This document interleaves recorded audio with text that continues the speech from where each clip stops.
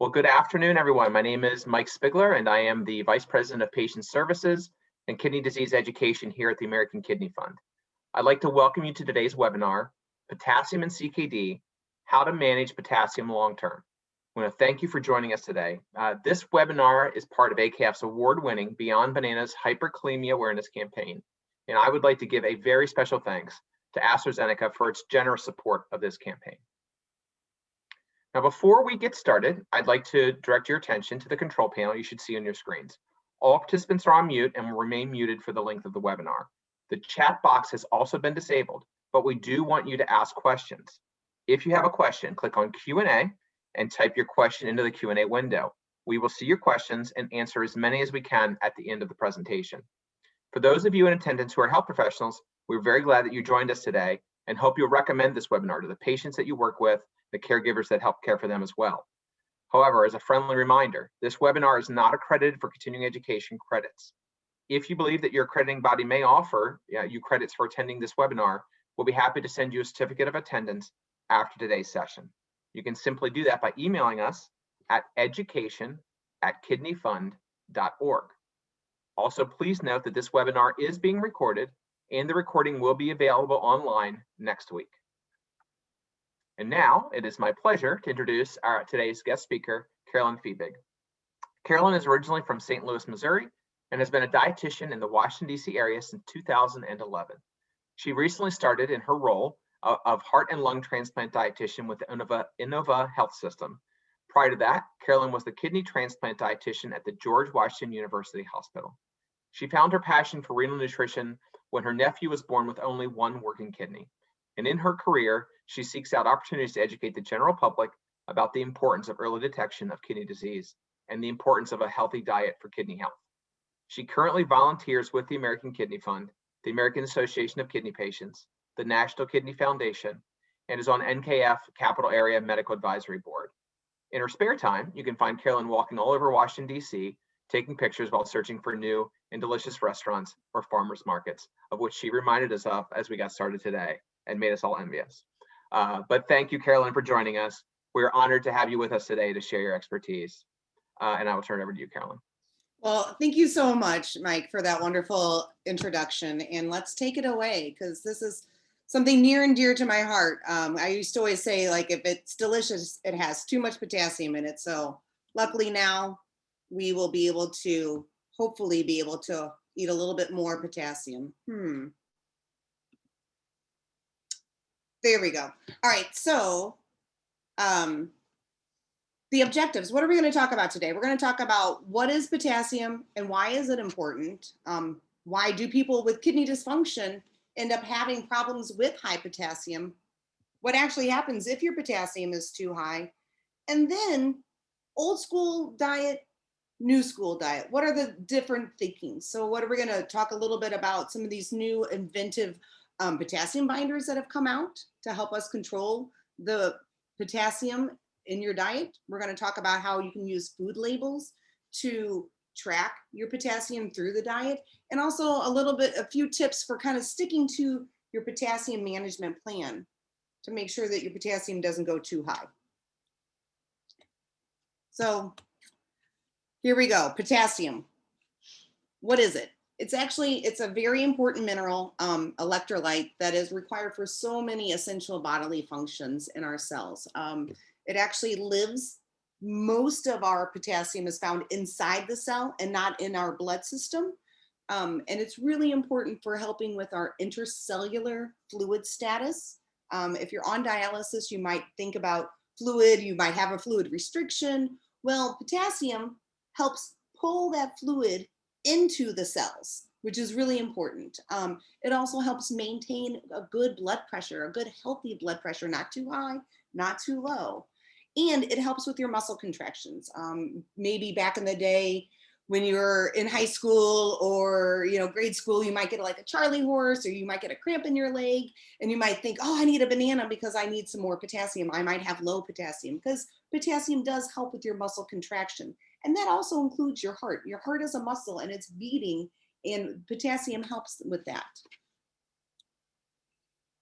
So potassium, right? You hear about it a lot, the Academy for Nutrition and Dietetics, the Heart Association, everyone's talking about eating a high potassium diet. You know, we want you to eat a lot of fruits, a lot of vegetables, a lot of whole grains, a lot of beans, a lot of nuts, all of these things. And the reason why, it's going to give you a wide variety of vitamins and minerals. It's going to give you a lot of soluble fiber, insoluble fiber. It's going to help keep you regular. And these high potassium diets, these high vegetable, these high fruit diets are actually considered the most healthful diets. The DASH diet, it stands for Dietary Approaches to Stop Hypertension. However, it's out there. It's consistently rated the #1 or #2 diet out there. And it's competing against the Mediterranean diet, right? So this Mediterranean diet, it's all about fresh fruits, fresh vegetables, uh, fish, beans. Same thing with the DASH diet. And it's also all about not adding too much salt to your diet. So what are the benefits of eating a potassium-rich diet, right? It's going to lower your blood pressure. It's going to reduce the risk of having a stroke. It's going to improve your cholesterol. It decreases other cardiovascular events, and it helps improve your blood sugar. It promotes kidney health. So that sounds, like, wait a second. If I have kidney disease, I'm supposed to stay off potassium, right? So how is it promoting kidney health? Well, in the early stages, or even before getting a kidney disease, eating this vegetable friendly, this vegetable forward diet really actually helps promote your kidney health. It improves your gut function. It keeps you regular. It helps you maintain a healthy weight. And it just overall improves your quality of life. If you have a healthy weight, you have a lot of energy, you're doing this, you're not having to worry about your blood sugar, your heart is in good shape. All of these different things just kind of round out to a really great quality of life. But if you have chronic kidney disease, you might have some, especially in the later stages, some major kidney dysfunction, right? You might be close to dialysis, you might be on dialysis, and that machine is doing the work of the kidney. It's removing the fluid, it's removing all these things. Our kidneys, we have 2 of them, and they're about the size of our fist, right? And so inside our kidney is what we call these nephrons, right? And this nephron is the power, the workhorse of the kidney. And we have 1 million of these nephrons in our kidney, which is, the size of our fist. So these nephrons are tiny. But that's the part that cleans your blood, right? So it goes through this nephron, it goes through all these crazy loops and all of this jazz. But basically what it's doing is the blood is going through, and these nephrons are saying, oh, I need a little bit more potassium, or I need to get rid of some potassium, and they're doing that all throughout this nephron. And basically, either it puts it back into your blood, or you excrete it through your urine. Well, when you have kidney disease, these nephrons end up not working as well.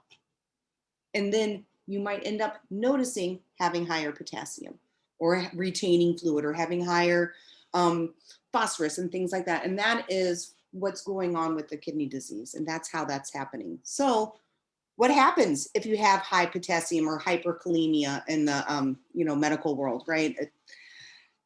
It's like I said earlier, it is a main component of what controls your muscle function, including your heart. So too high of potassium can actually end up causing some serious cardiac events, right? So too high or too low causes these cardiac events. We kind of want to Goldilocks it, right? We want it to be just right.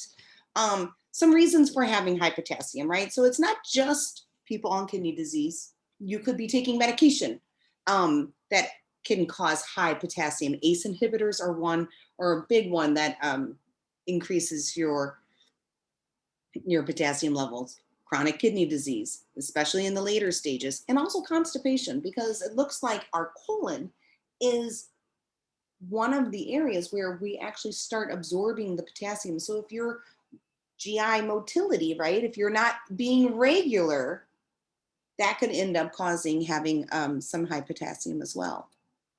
So why is potassium such a big deal in the kidney community, right? Well, the leading cause of death for people with advanced stages of kidney disease is a cardiac event.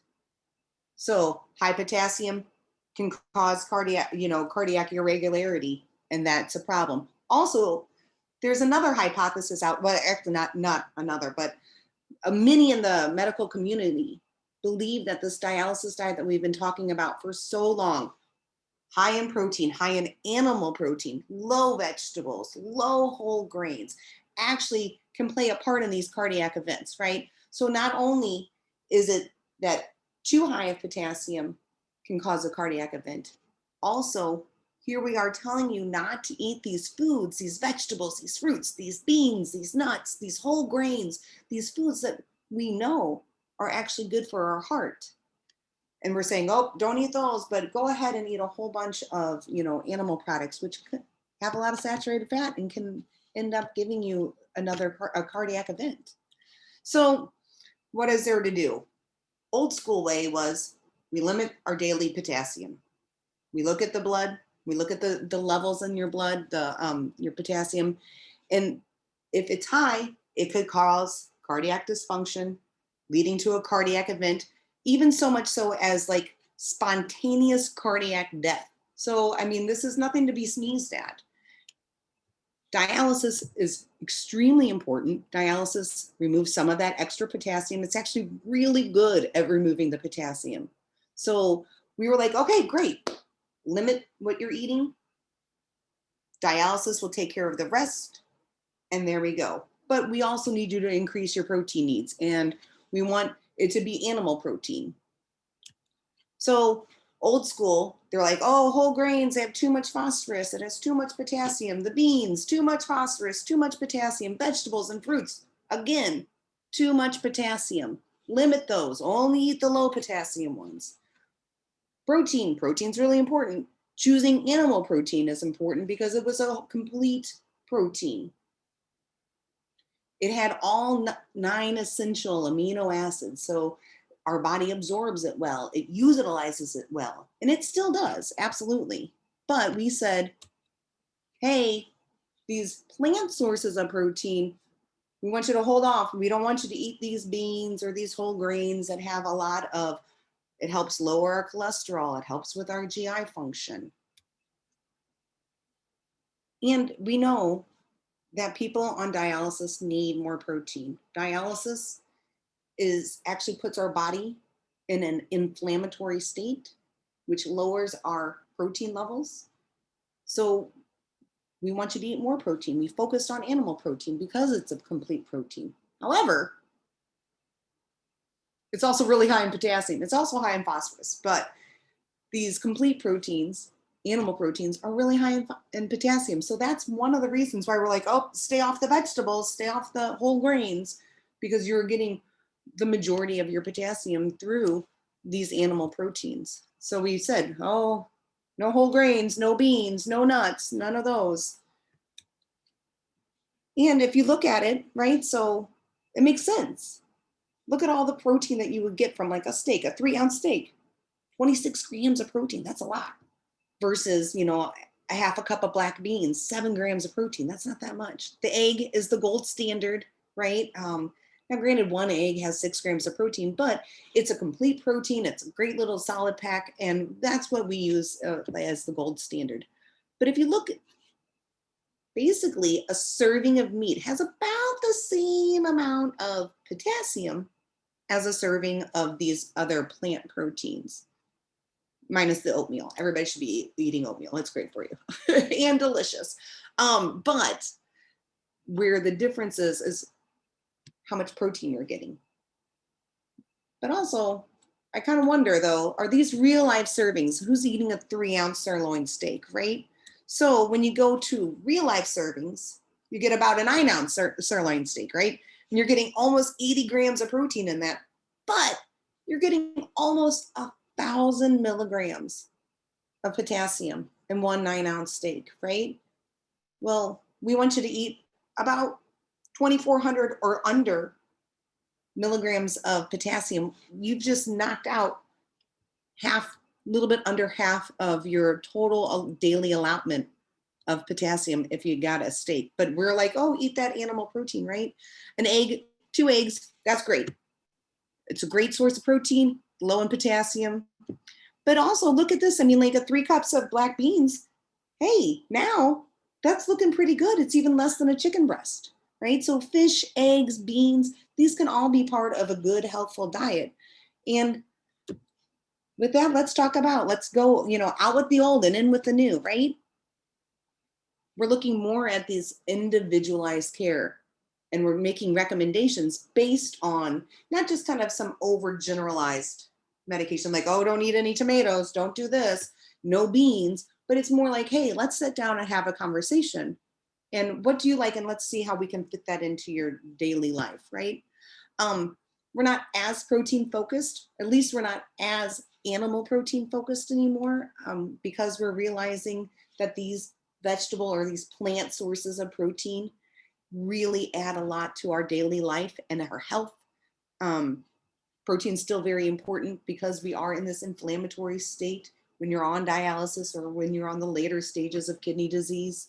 So that's really important. And with that old school diet, you're missing some nutrients, right? Because you're not eating a lot of these vegetables that have all this fiber and these antioxidants and these minerals and these electrolytes. I used to actually always talk about how the kidney diet was the Wonder Bread diet, right? We wanted it stripped of all the nutrients, and then we would put the nutrients back in the way that we wanted it to. Well, that's the old way. Now it's the whole bread or whole grain diet, right? It makes me so excited. And then also we're kind of learning a little bit more about like what foods actually are raising our potassium. Is it the vegetables? Is it the meat? Is it food at all? What's going on? How is this affecting our daily life? And we have a new way of treating it now. Medicine has really advanced, medications have advanced, so that's great. And this really improves your quality of life. You're not going to have to be like, oh, I can't go to Bessie's house today because she's always serving these really high potassium foods and I can't eat it and that makes me feel bad. And so I'm just going to stay at home. So there's a lot that can come out of this new school diet. And again, medication, right? So there have been some advances in medication and it's playing a major, major role in our potassium levels. And I am just thrilled about this. And you don't get to really, I haven't been able to see these new advances in medication until starting to work in kidney disease. And it's really, really soon. I mean, they've been really happening fast for us. So the old way, it came out this, and I'm not going to be able to pronounce any of these words. So, but the first one, the sodium polystyrene sulfonate, right? It came out, it was approved in 1958. So the way that we've been dealing with potassium from a medication standpoint has not changed since 1958. It would take a couple of hours, maybe even a day to work. You would take a teaspoon up to 4 times a day, maybe even up to 4 teaspoons up to 4 times a day. And what it did was it gave you diarrhea. You guys might know this. You might even have a PRN order for this.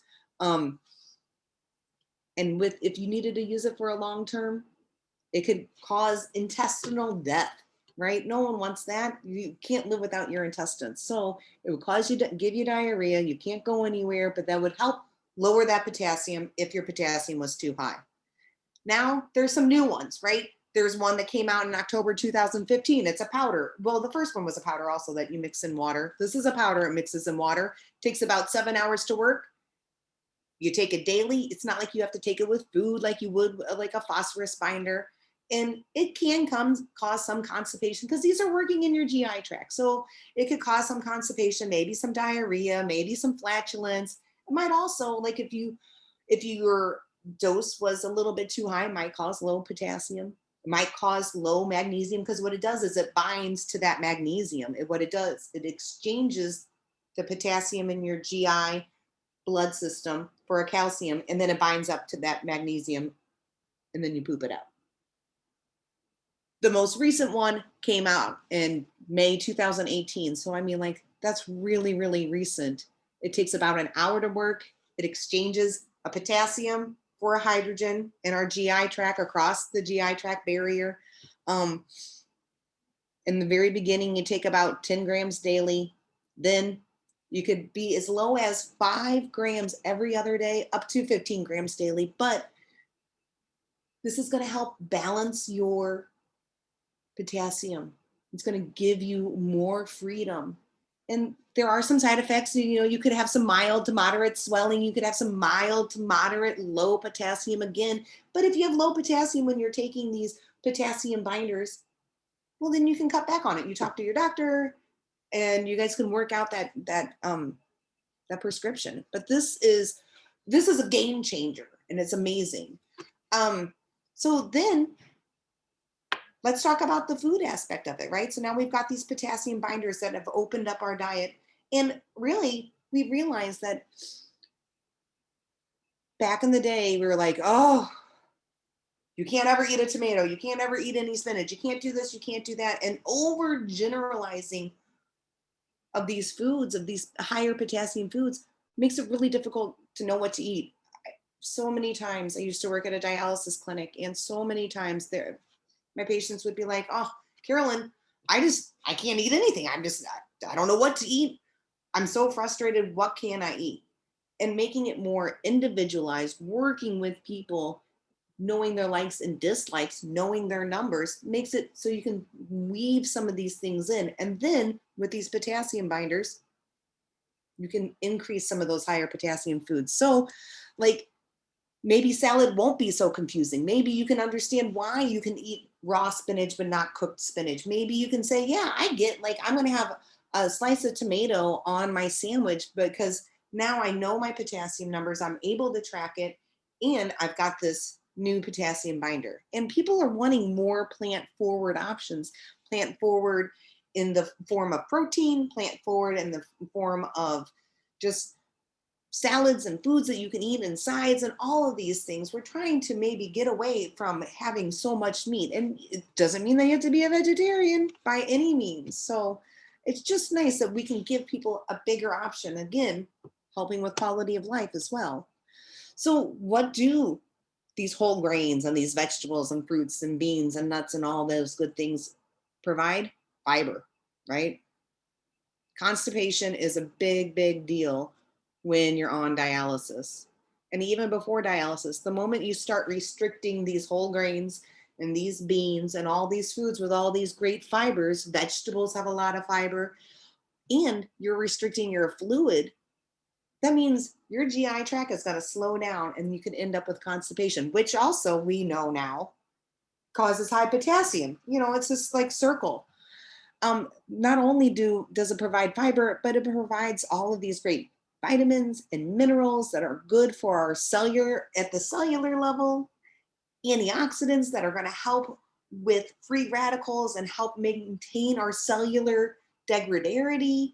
And it's going to give us all of these cardioprotective qualities. So cardiac death is the main cause of death for people with kidney disease, especially in the late stages. Well, now we're going to start letting you eat foods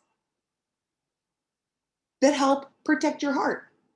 So that's great. And it's going to give you a lot of energy because all these good vitamins and minerals are going to give you energy. So you're going to get out and be able to do all these things, and it's going to be great. You're not going to be constipated. So you're going to be able to go and do things, and you're not going to feel bloated because of that. It's great.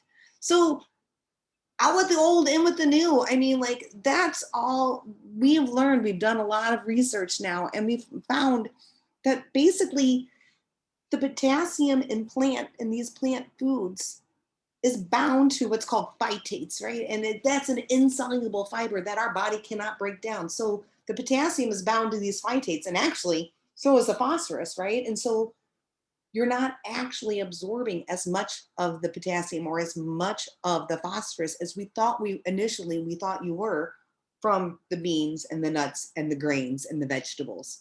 So that's a huge deal. So now you can add in these plant proteins. Honestly, having a combination plant and animal protein is really important because protein is important for you when you're on dialysis. Maybe it's less important if you are not on dialysis, and it might be important to focus more on the plant proteins versus the animal proteins. But once you get on dialysis, You can do a combination of both, or you could just be a vegetarian if you wanted to. That's also fine. They've shown a lot of times that people with on a vegetarian style diet, their albumin numbers are still fine.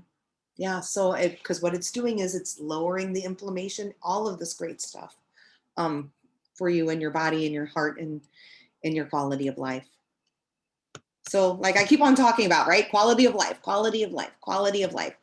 But I mean, isn't that what the deal is? Isn't it all about how good of a life you're living? At least for me, that's what it's all about. So with a more open eating pattern, your quality of life does improve. You can go out to eat, you know, minus the sodium aspect of it, but you could go and have a good salad, and you can have some fish, and you can have some of these things. You can go to a friend's house for dinner and you won't have to feel bad because you're like, oh, you can't make this, or you can't make this, or I can't eat this. You can add in more fresh and frozen vegetables and fruits, whole grains, plant proteins, beans. And here's something really interesting. So like I said earlier, right? Potassium lives inside the cell. Well, carbohydrates actually move your potassium into the cell. So it's been shown through a few research articles that I've read that foods with carbohydrates, so the whole grains and the beans, right, take the potassium in the blood and move it into the cell when our bodies are absorbing those carbohydrates for energy. So that helps lower your potassium as well. And again, GI regularity, it improves with the fiber and all this stuff. And interesting enough, you have lower phosphorus binder needs. Because I used to always say, where there's protein, there's phosphorus, right? Well, in these plant foods, the phytates, so the potassium and the phosphorus are connected to these phytates and we can't absorb them. However, animal protein does not have any phytates. So we are absorbing more of the potassium and more of the phosphorus in these, which then in turn led to a higher phosphorus burden binder load, right? So you eat more vegetables, you absorb less phosphorus, you need fewer binders. And think about it, if you're only taking a little beverage once a day or every other day for a potassium as a potassium binder versus 3, 4, 5, 6 of these phosphorus binders at every meal, think of the relief from that pill burden. That's really exciting. So daily potassium, right? Because I can wax and wane all about this, but how do you live on a daily basis, right? Well, it's important to know your potassium numbers, and it's important to track your potassium.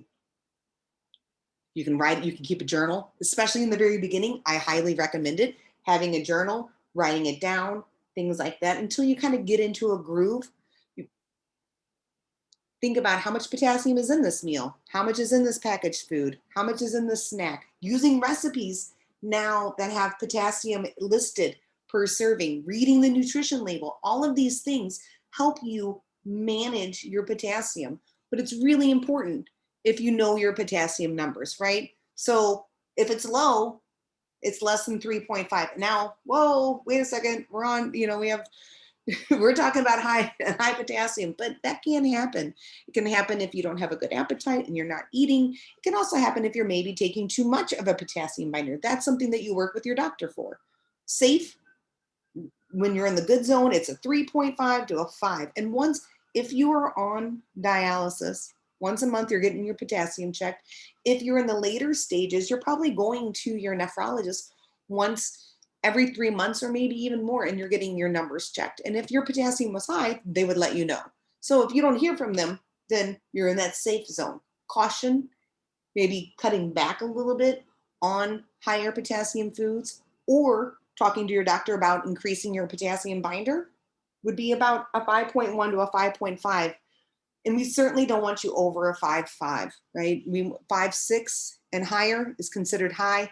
Very high is considered anything over a 6. People's body ends up getting a little bit more accustomed to having these high potassiums. So you might be like, oh, my potassium is always in a 6. Well, just because that's where it always is and you haven't noticed anything going on with your heart doesn't mean that your heart's not being affected and you might end up having some type of cardiac event because you're always kind of riding a little bit high, right?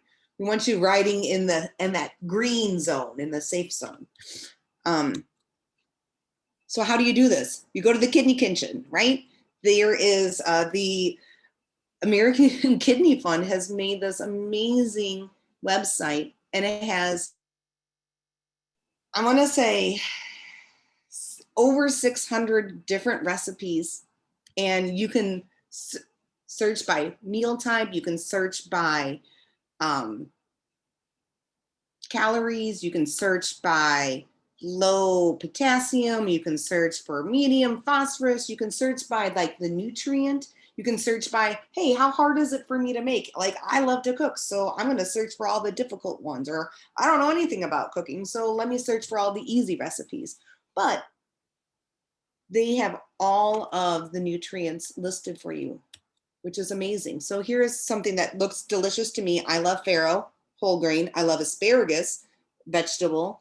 And I love cheese. And there's cheese in it, right? So here we go. This is something that looks like we wouldn't be able to eat in the past, right?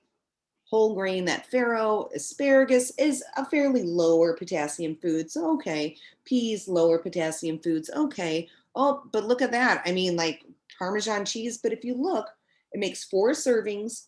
Serving is 1 and I think a quarter cup of this whole grain. And it's 512 milligrams of potassium. So that actually is not so bad when you're thinking about how to, like, when it comes to a meal, how much potassium you can have, right? So if you're supposed to have about 2,400 milligrams of potassium a day, you could break it down into a few ways, right? You could have 600 milligrams of potassium per meal. Well, that one meets there. And then that's 1,800 milligrams of potassium. So you get some snacks, right? You could have 2 snacks of 300 milligrams of potassium. You could have, or you could eat something that's maybe a little bit higher in potassium, like this fish recipe here, right? And that has like 600 and, well, it's a little bit small, so I apologize, but it has about 600 plus milligrams of potassium in there. Well, you could, that still kind of falls into just an average potassium meal. That's the only thing that you ate. Or you could say, okay, I'm going to have 700 milligrams of potassium and only one snack of 400 milligrams of potassium. But these are things that you're going to kind of figure out. You know, do you snack? Do you not snack? Did you look at a recipe that had the potassium milligrams on there? Or are you choosing a packaged food, right? So how do you use the nutrition label to help you? Well, these the nutrition facts panels actually tell you a lot of things if you can decipher how to how to do it. Luckily, I have a degree in that, right? So basically, you got to look at the serving size. How much is a serving size? So of whatever food this is, it's 2/3 of a cup. And you have to think, like, you got to look and find. Now they're telling you to they're making people put their potassium on the label. So that's great. So 2/3 of a cup of this food item has 235 milligrams of potassium. So if you ate 1 serving, that's still considered for the renal community a low potassium, or not low, but it's not a high potassium food, right? So it's under 250 milligrams of potassium. So it's almost there, but it's not quite. So that's a safe thing to eat. That you could have that as a snack if that's a snack item. So the way that you kind of judge is you got to know that portion size. You got to know that serving size, right? So 2/3 of a cup. So if you had 2 servings of it, let's just, for the sake of things that I love, let's say it's potato chips. This is not potato chips. I guarantee you that, because the potassium would be much higher. But let's just say, let's call it pretzels. So this is a bag of pretzels. And if I ate 2 of them, then I would have 470 milligrams of potassium in there. So that then all of a sudden turns into something that's actually fairly high. But if I only eat half of it, now it's even a lower potassium. So this is how you can gauge and use that nutrition panel to help you with that. But really, it's important to work with your healthcare team, right? when you're trying a new lifestyle, talk with your doctors, talk with your nurse, talk with your dietitian, talk to your doctor about potassium binders, right? Like, hey, now we have this new wonderful medication that can help you open up your diet and help protect your heart, because now you're going to have more of these vegetables and things like that. Talk to your dietitian when you're at dialysis. Be like, hey, I'm thinking about trying to have more plants or be more plant forward in my eating habits. How can you help me? I'm talking with my doctor about these potassium binders. Can we maybe talk about this? And could you look at my potassium and help me start adding things in? Take that journal that you've been writing and show it to your dietitian, and you guys can work together. But knowing your potassium numbers, right? So know that you want your potassium under 5, even though we say, like in the dialysis dietitian world, right? Oh, under 5 is okay. Really, we want you under 5. And then using trusted sources like the American Kidney Fund's Kidney Kitchen. I can't say enough good things about it. They've got a potassium guide on there. It talks about what potassium is. It talks about phosphorus. It talks about all sorts of things. And you can go to kidneyfund.org/kitchen, and there you go. And thank you. That was probably fast and furious, so I apologize, but I wanted to leave enough time for any questions. Well, Carolyn, thank you so much for a really great presentation. And you're all pretty much spot on for how many recipes are on Kitty Kitchen, by the way. We have 621 hot off the presses. That's the newest number we're at now, so thank you very much. So as Carolyn said, we are going to start answering some questions we've received from today's audience. If you haven't already, please use the Q&A feature to submit your questions as we go along. And I will work with Carolyn to answer as many questions as we can.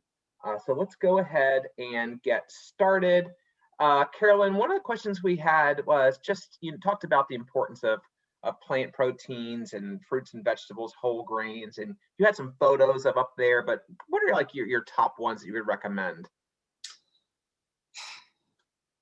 Well, I mean, honestly, plant proteins, beans are great. When you're trying to add in some more fiber and protein and things like that, beans are great. Choosing like black beans or a lower potassium bean until you kind of start knowing those potassium numbers and how it's going to affect you. Also, I'm a real big fan of barley. I mean, like, honestly, I love barley so much. It's actually my email address. But really finding the ones that you like. So my mom loves Pharaoh. So like, she's not as big of a, she likes barley, but she makes most of her things with the Pharaoh. Finding those, just trying it out. Maybe you could even do like a why not Wednesday, and why not try something new and test it out and see like how you like it. But I mean, beans are just so great, and they really help. They lower your potassium. Barley, they lower your cholesterol. Barley lowers your cholesterol, all of those things, and they're good sources. And if you eat a grain and beans in the same day, then you have a complete protein. So maybe eat both, beans and barley. Great. One of the questions you had talked about, how binders and medications can help, with maybe freeing up your ability to have some more potassium. And you talked about in your presentation a great, talk about, some of the kinds of foods that your body doesn't absorb potassium in the same way. So it's also a good way to kind of handle that. Are there anything else? Does exercise or any other kinds of things allow patients for more freedom in that way? Yeah, that's really funny that you mentioned that, Mike, because honestly, today I went on a lovely walk. I live in downtown Washington, D.C., so I went walking around the National Mall, and I made a mental note in my head, and then I forgot. I was like, oh, I really need to talk about how increasing your daily activity actually helps improve your potassium numbers and helps improve those phosphorus numbers too, right? Because if you think about it, potassium is part of our muscle contraction. So the more you move your muscles, the more potassium you're burning, right? So that helps improve that. Same thing with phosphorus. Phosphorus is our energy molecule. So the more you move, the more phosphorus you use. So yeah, absolutely. Exercise, and by exercise, I mean just like taking a walk. doing the Right. dishes, dancing in your house. You know, it doesn't mean like you have to go training for a marathon or anything like that. You can just march in place, sit and stand, you know, things like that. That all will help improve those numbers. Yeah, and start small and start to build on kind of what you're doing as you get more endurance. Absolutely. Yep. Definitely recommend that. So there's a question regarding how potassium is measured, asking is a blood test the standard? And their question is, I think what they're asking is, with like diabetes, right? You have A1C, right, which shows how well your diabetes has been doing over a certain amount of time. The blood test, is it just kind of a snapshot in time? And how often should a person get tested to understand kind of where their potassium numbers are? Well, if your doctor will be doing that for you, honestly, you won't need to go and check that because potassium numbers can change like that, right? You eat an avocado, which is an extremely high potassium food, that could end up raising your potassium just kind of like that. Hmm. So if you're not on dialysis, you're going to your doctor as they prescribe, and they'll be checking your labs. They might say, hey, you know what? Your potassium's been high. Let's have you come back in and just check your labs again and see how that goes. If you start taking this potassium binder or eating lower potassium or things like that. Same thing with when you're on dialysis. If you're on dialysis and your potassium is normal, they're going to check it once a month. If your potassium is elevated, they're going to check it again the next week because Hmm. they're always checking your hemoglobin. So they're always drawing a little bit of blood and sending it off to the lab.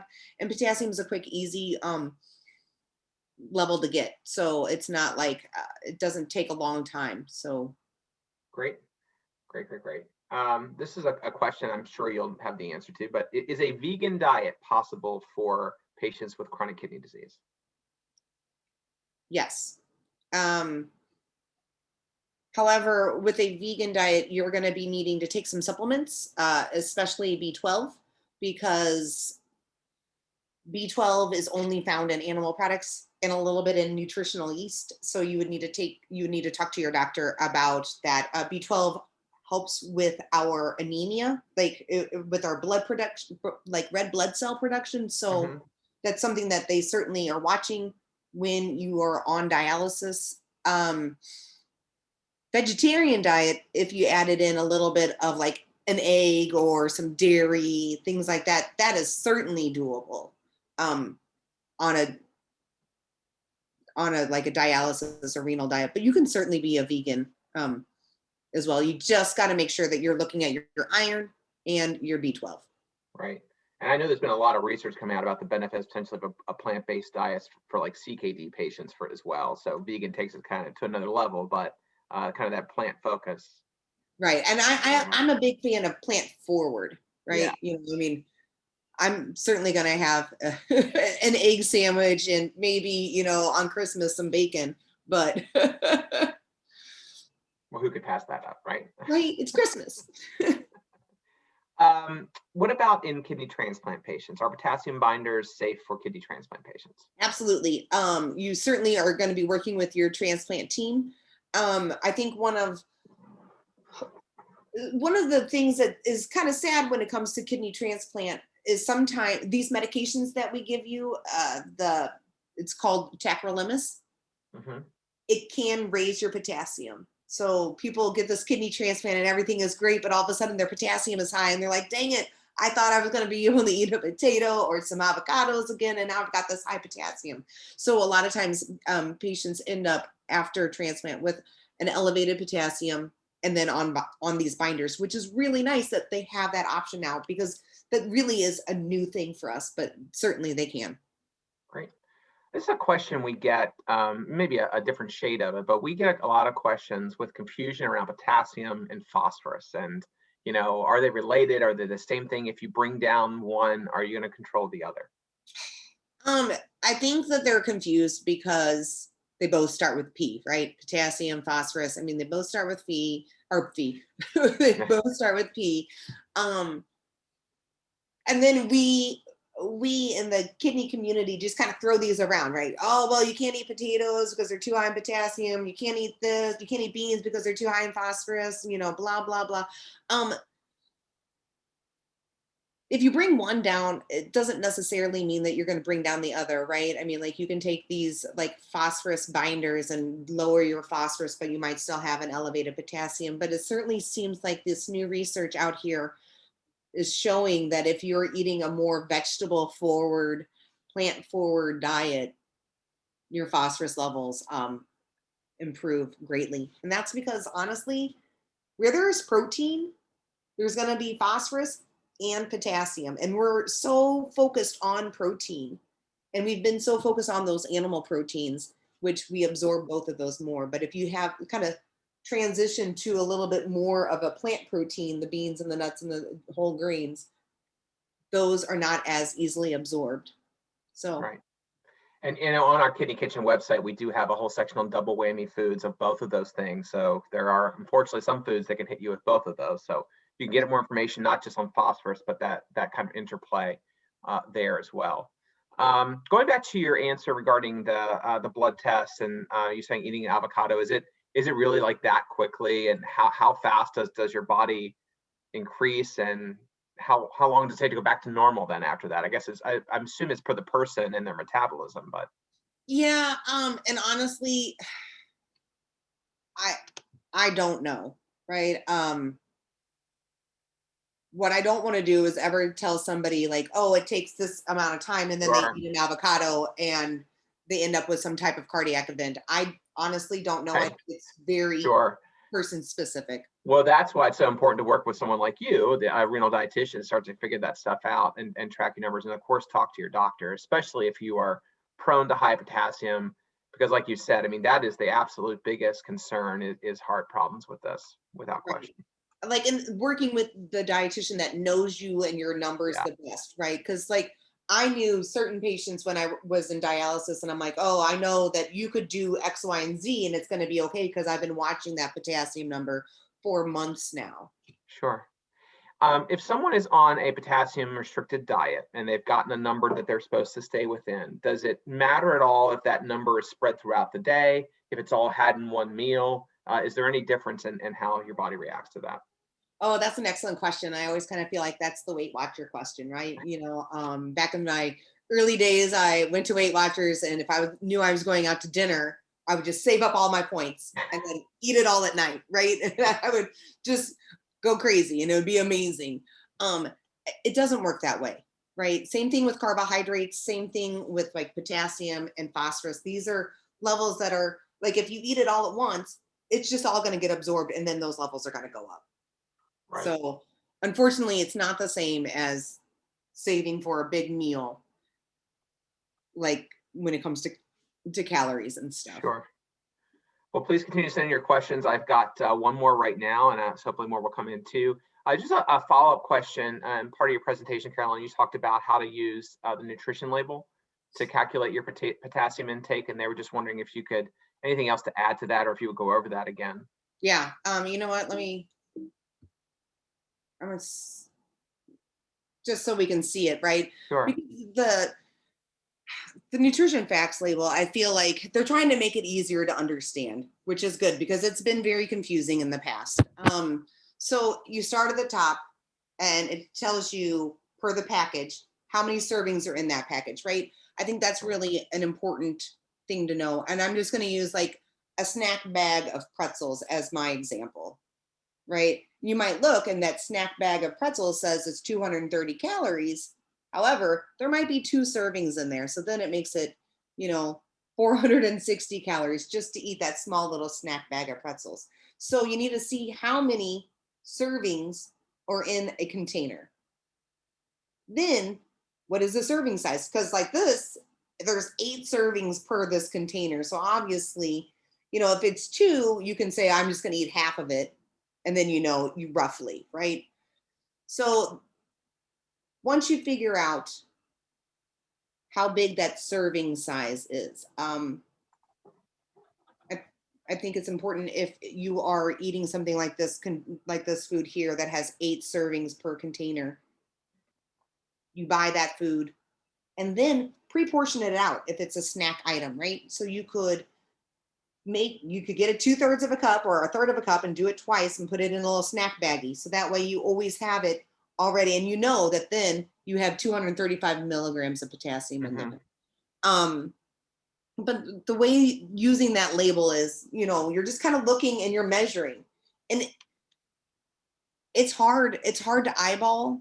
I'm a dietitian. I've been a dietitian for 10 11 years now, and I cannot eyeball things. I think that I serve myself the appropriate amount of pasta, and it ends up being 2 cups instead of the half cup, right?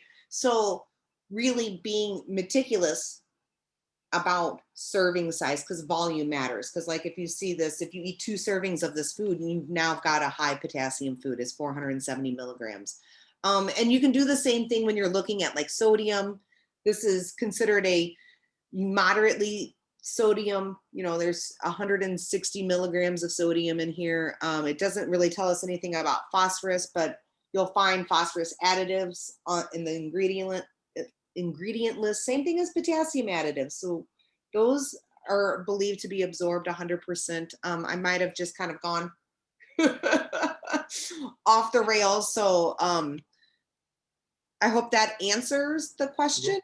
And there's kind of a follow-up to this too. And someone was asking, if potassium is not listed there, can you just assume that the amount is so minimal that it doesn't really matter? It's not something they need to track. Oh, no, I don't know. That is, no, I feel like all foods have potassium in it. And if it's not listed, that means that they didn't check it. And maybe it's an old product because now it needs to be on the nutrition facts label. Also, then you're thinking about like if we're talking about fresh fruits and vegetables, right? You don't have how much is Right. on that bell pepper or on that cucumber or on that avocado, right?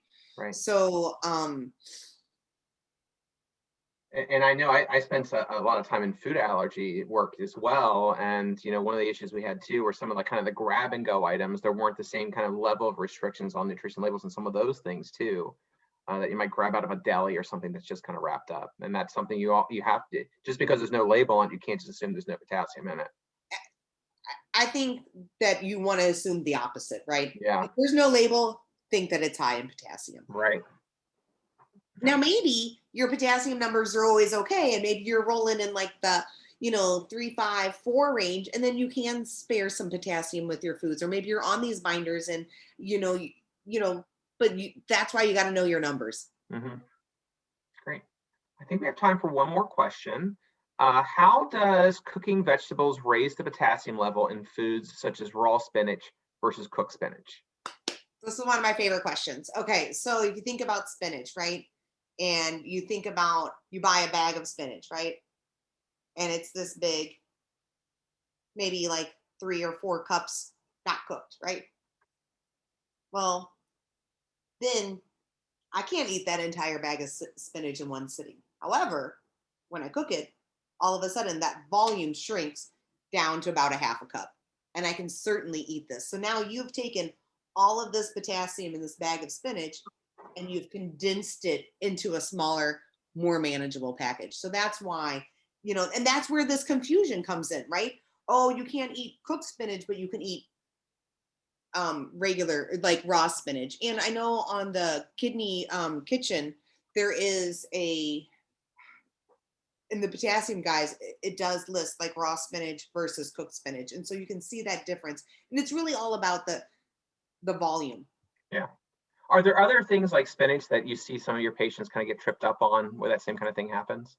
Yep, tomatoes. Like a slice of tomato is okay on a sandwich, but they're like, oh, I can't have tomatoes. But then, or you can even have a few grape tomatoes in your salad, but having that like spaghetti sauce, you have a lot more tomato in that spaghetti sauce and that volume that versus, like 2 or 3 tomatoes in there.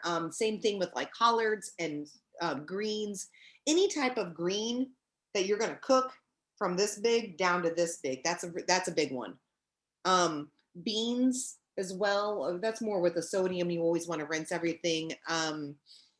Potatoes, you can double boil, or you can like dialyze out. You can soak them and remove some of the potassium. But really, when you're talking about volume, greens, that's the big one. Okay, great. Well, Carolyn, this has been great. I've learned a lot today as well. So it looks like that's all the time we have questions for. We really, really enjoyed having you on today. Go back to many long walks over the weekend in DC to make us all jealous. And with that, we will conclude today's webinar. Once again, I would like to thank AstraZeneca for its generous support of the Beyond Bananas campaign and for this webinar. Remember that this webinar was recorded and will be made available for viewing on our website, kidneyfund.org/webinars within the next week. You can also visit kidneyfund.org/webinars for updates on future American Kidney Fund webinars. And when the webinar ends, please do not close your browser window. Your browser window should open a new tab to a webinar satisfaction survey. And we ask that you please complete that survey. Your honest feedback will help us make our webinar program the best it can be. Once again, thank you for joining us today, and we hope to see you again soon.